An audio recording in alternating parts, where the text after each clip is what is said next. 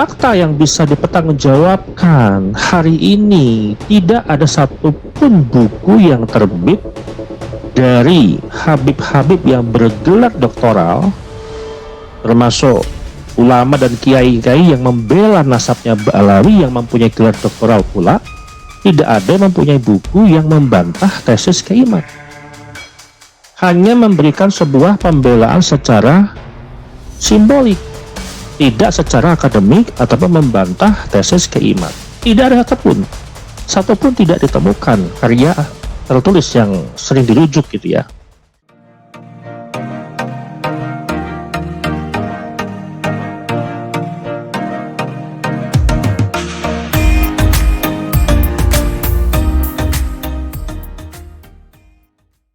Bismillahirrahmanirrahim. Assalamualaikum warahmatullahi wabarakatuh. Sahabat Charlie dimanapun berada, tema yang akan kita bahas kali ini berkaitan terkait bidang doktoral dan PhD versus kiai pesantren biasa. Nah, dalam hal ini kenapa ada beberapa habib yang bergelar doktoral baik dalam negeri atau luar negeri, namun tak mampu membantah tesis Kiai Imad? Kita lihat seperti Pak Hanif Alatas dan Pak Rizik Syihab, itu juga bergelar doktoral, ya, doktor dan ataupun PhD gitu ya. Namun kok sampai hal yang membingungkan, gelar yang sampai S3 tersebut kok tidak mampu membantah tesis Kiai Imad yang berasal dari sosok figur Kiai Imaduddin Usman Al-Bantani yang hanya sebagai kiai pesantren biasa. Bahkan tidak ada jurnal ilmiah atau paper atau minimal buku lah yang dikeluarkan secara publik beliau sendiri yang menulisnya untuk membantah tesis Kiai Imad. Paling tidak buku yang pernah keluar dalam membantah tesis Kiai Imad adalah buku Pak Hanif Alatas yang berjudul Keabsahan Nasab Ba'alawi dan Membongkar Penyimpangan Pembatalnya. Namun apa kabar dengan buku-buku yang lain, atau apa kabar dengan habib-habib yang lain yang bergelar doktoral? Termasuk kayak ulama ataupun kiai NU yang membela Ba'alawi yang bergelar S2 ataupun doktoral. Ada nggak yang menulis, ya kalau kita bicara jurnal ilmiah terlalu akademik ataupun paper ya, minimal buku lah, buku akademik resmi dikeluarkan, diedarkan ke publik untuk membantah tesis Kiai Imad secara metodologis. Nah, fakta yang bisa dipertanggungjawabkan hari ini, tidak ada satupun buku yang terbit dari habib-habib yang bergelar doktoral, termasuk ulama dan kiai-kiai yang membela nasabnya Ba'alawi yang mempunyai gelar doktoral pula. Tidak ada yang mempunyai buku yang membantah tesis Kiai Imad. Hanya memberikan sebuah pembelaan secara simbolik, tidak secara akademik ataupun membantah tesis Kiai Imad. Tidak ada satupun tidak ditemukan karya tertulis yang sering dirujuk gitu ya. Kalau kita lihat dari bukunya Pak Hanif Alatas yang menjadi sebuah catatan penting, buku tersebut bentuknya adalah buku naratif apologetik, bukan sebuah buku akademik yang membantah secara metodologis dan membantah secara detail terkait tesis Kiai Imad. Bukan uji dokumen terbuka, namun penuh dengan pengakuan-pengakuan ulama. Teman-teman bisa lihat dari halaman 1 sampai halaman 122 sekian kalau nggak salah, itu berisi pengakuan-pengakuan ulama. Jadi mereka mengalihkan sebuah substansi yang jelas terkait nasab, mereka ubah dan mereka alihkan terhadap otoritas ulama, baik ulama dalam negeri, Nusantara, ataupun ulama-ulama dunia. Ini bukan riset akademik, bukan sebuah jawaban yang membantah tesis Kiai Imad. tapi sebagai pembelaan naratif berbasis otoritas internal saja. Masa kalau kita bicara Kiai Imad gitu ya, sosok figur kiai pesantren biasa ya, yang tidak terkenal, saya pun juga tidak mengenal secara pribadi dengan Kiai Imad, atau siapapun yang membela tesis Kiai Imad juga tidak mengenal secara pribadi, ya, tidak populer, orang biasa yang mungkin kalau kemarin pernah saya cek di Pendikti ya beliau S1. Ya, saya belum menelusuri lagi apakah S2, tapi yang jelas bukan doktoral. Kok bisa-bisanya Habib ini yang punya gelar doktoral ataupun PhD, bukan nama makanan ya, tapi kok tidak mampu membantah tesis Kiai Imad? Ya contoh seperti ulama ataupun kiai yang kesana kesini membela secara simbolik, ya, mereka hanya membela kehormatan habaib, mereka membela nasabnya, namun kok tidak membantu mereka untuk mengeluarkan pikiran mereka, kemudian keilmuan mereka tuangkan dalam sebuah paper, jurnal, ataupun buku lah minimal, untuk membantah tesis Kiai Imad. Gak ada satupun.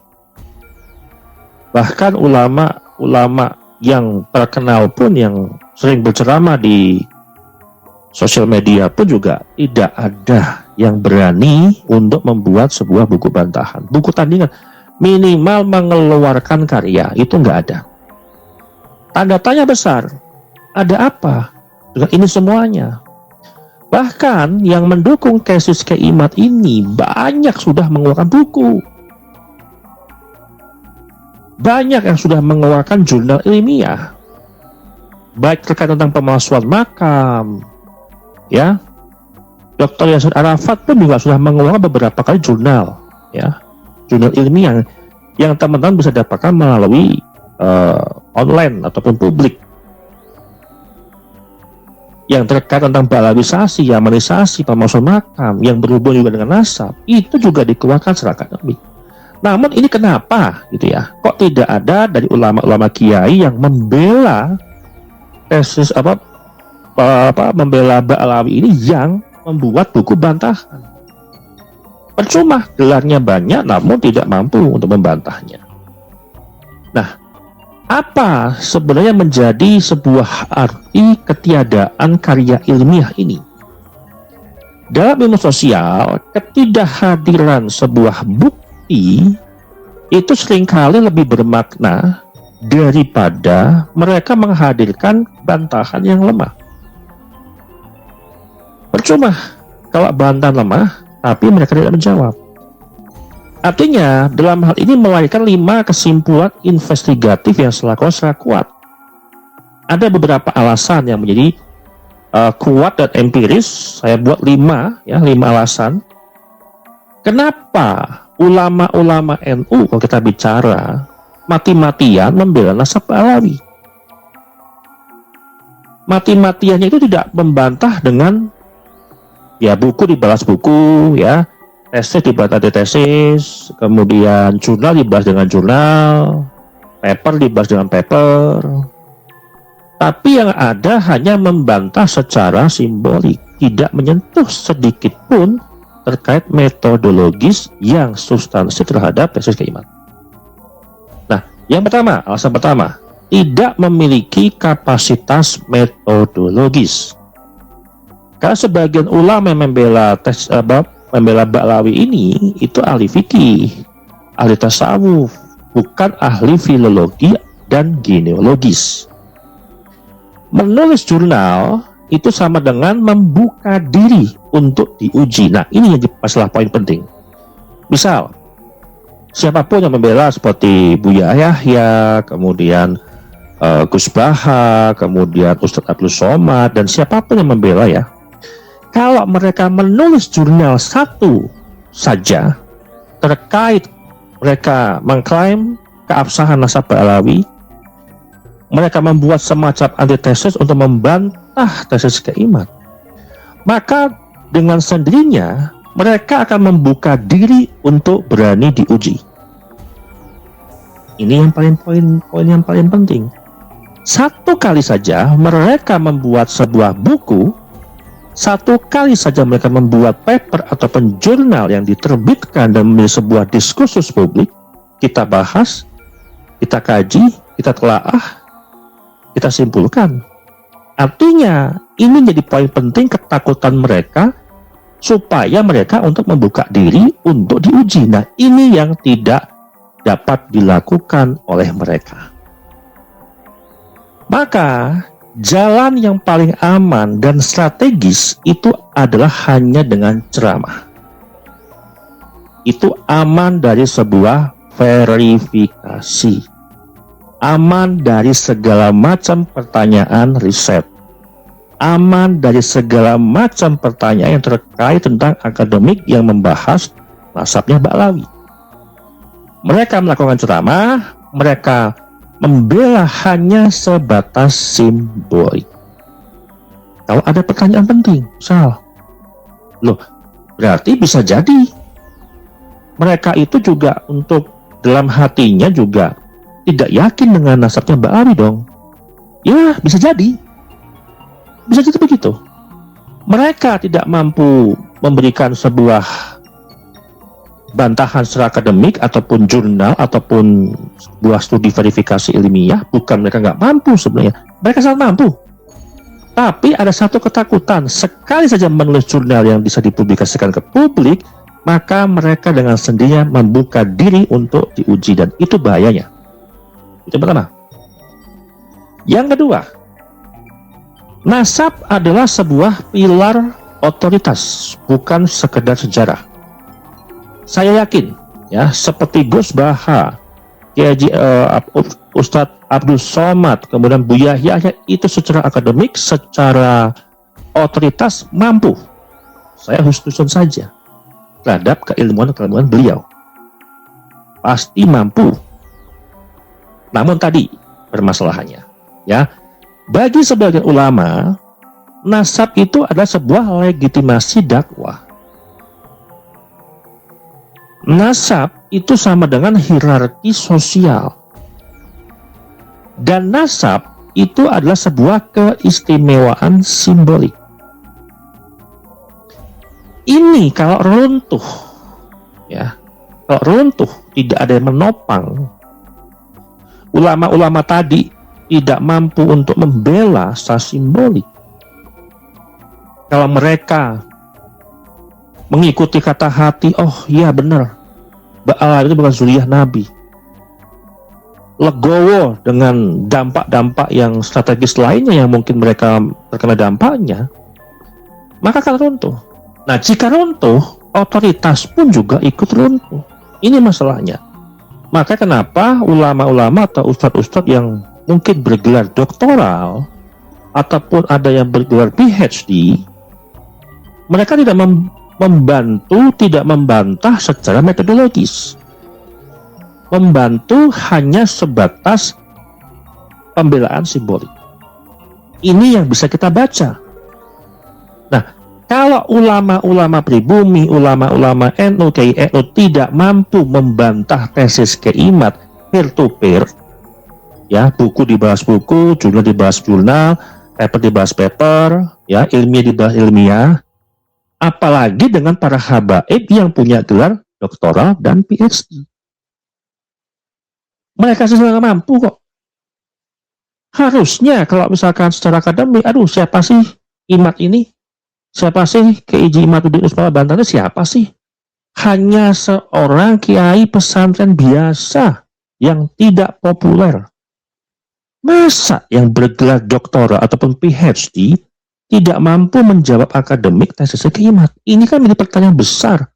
Orang awam pun juga akan melihat, loh, iya ya, doktoral loh padahal, loh, PhD loh padahal, kok nggak mampu bantah tesis? Ibaratkan anak SMA tidak mampu menjawab pertanyaan anak SD. Kemudian yang ketiga, ya, keterikatan secara sosial dan emosional. Ini yang penting. Sosial, status sosial, secara emosional. Fakta di lapangan, ya, murid dan guru dan murid misalkan.